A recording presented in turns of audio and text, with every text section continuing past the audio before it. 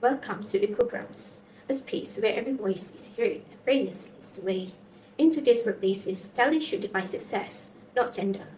Yet, discrimination bias and unequal opportunities still shape many professional experiences. On today's episode, we unpack the realities of gender discrimination at work, from unequal pay and promotion barriers to everyday microaggressions, and discuss how organizations can create truly equal workplaces. If you believe that fairness isn't a privilege but a right, you are in the right place. This is Equal Grounds. Some of you have reached out to us with your stories, and we want you to know that you are not alone. These experiences matters, and they deserve to be heard. We have prepared reenactments of these stories. Let's hear them.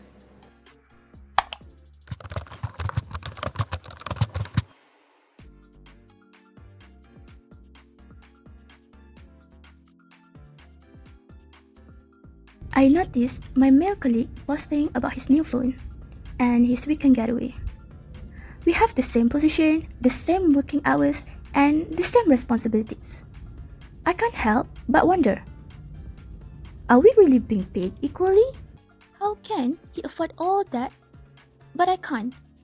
We do the same work, put in the same effort, yet we earn differently. Is this just how it's always been, or is it something I should speak about? I try to focus on my work, but it's hard not to compare. I feel frustrated, undervalued, and sometimes invisible. I love my job, but shouldn't fairness matter too? Everyone deserves equal pay for equal work. The pay gap often starts quietly. Women may work just as hard, sometimes even harder than men, but get paid less. And when it's not discussed openly, it can be very confusing and unfair. Pay inequality affects not just finances, but confidence and career satisfaction.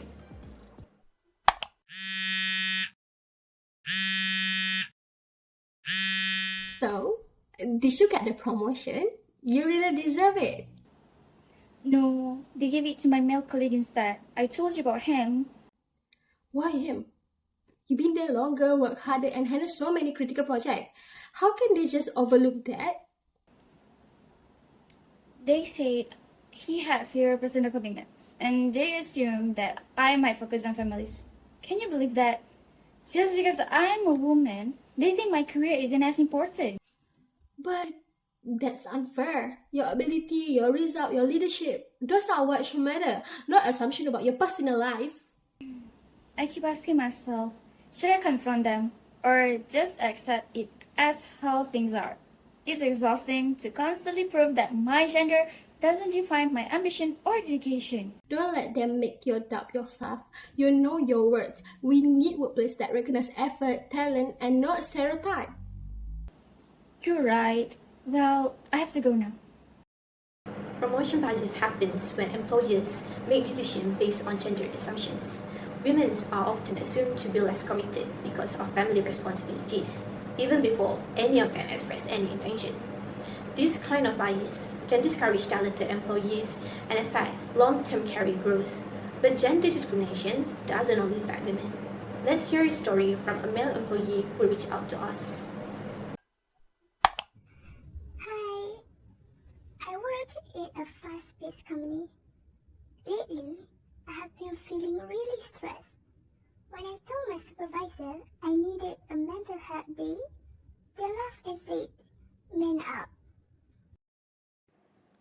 That must have been really hard. How did it make you feel? Embarrassed, ashamed even. I feel weak just for speaking up. It was like admitting I was struggling was a failure. After that, I completely stopped sharing my struggles at work. It's not just that one day. I feel like I constantly have to hide stress, hide anxiety, pretend I'm okay even when I'm not. I don't want to be judged or seen as less capable just because I'm being honest about my mental health. It's really unfair. No one should feel punished or ridiculed for taking care of their mental health. Emotional well-being is part of being a productive employee, not a weakness. I wish workplaces were more understanding. It's exhausting pretending everything is fine when it's not. And I know I'm not the only one going through this. Men are often discouraged from expressing emotions at work. This creates unnecessary pressure and can harm mental health. Workplaces need to recognize that mental well-being isn't gender-specific. Now, let's look at another issue that affects men's role both at work and at home: parental leave.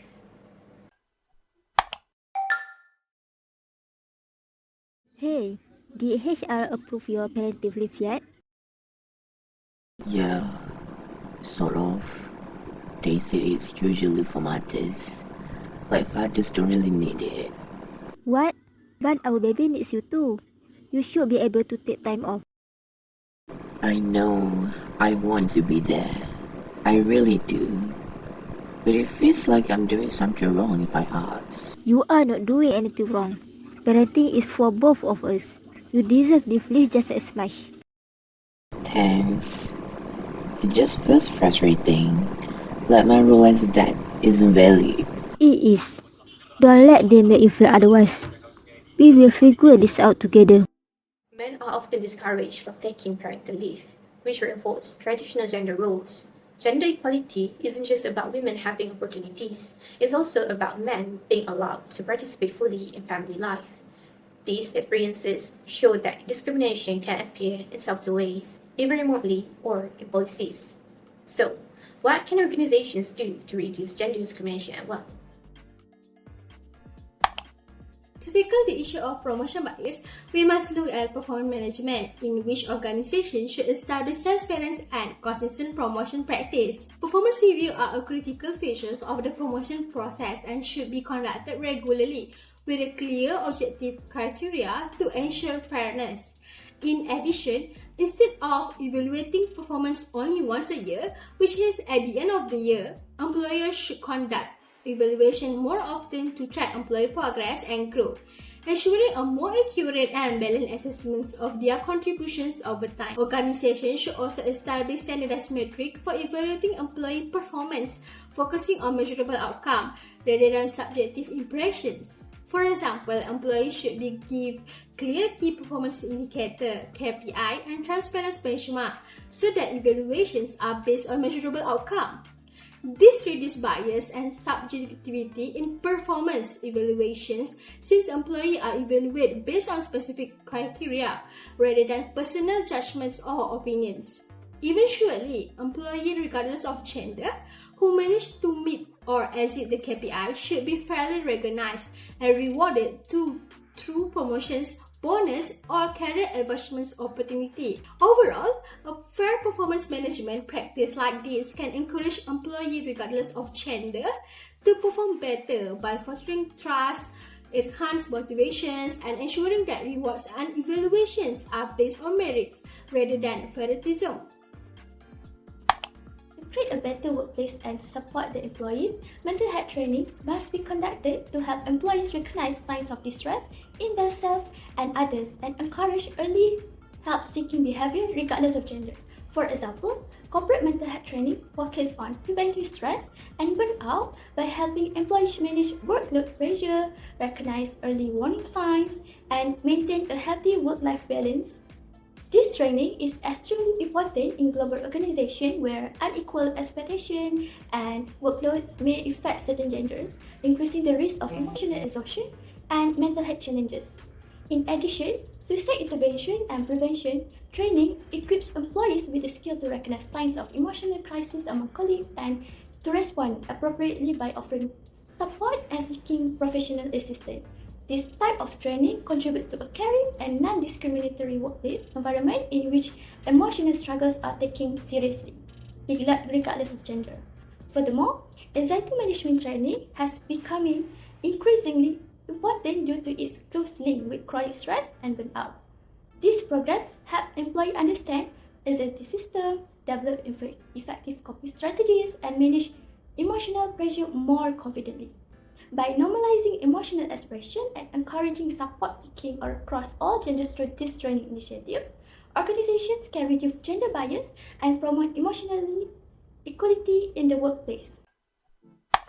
To solve the issue of the pay gap between men and women, Organizations should establish clear salary bands, standardized pay scales, and objective criteria for salary increases. Regular pay audits can help identify inequities and ensure timely corrections. Such audits provide a framework for addressing hidden disparities that may not be immediately visible, ensuring that women are paid fairly for their contributions. Moreover, transparency in how salaries and bonuses are determined allow employees to understand the link between performance and reward, creating accountability for decision makers and promoting trust across the workforce. This transparency fosters a sense of fairness and motivates employees to perform at their best, knowing that their contributions will be adequately recognized and rewarded. The ultimate benefit of addressing gender pay gaps is that it leads to a more inclusive and productive workplace where employees of all gender feel valued and can reach their full potential.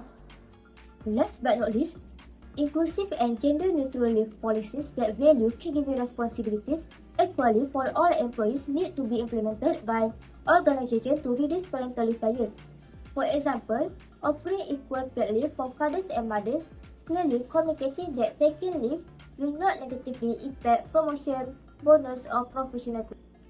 This is crucial because it helps to normalize the idea that both men and women can share caregiving duties without jeopardizing their careers or reputation.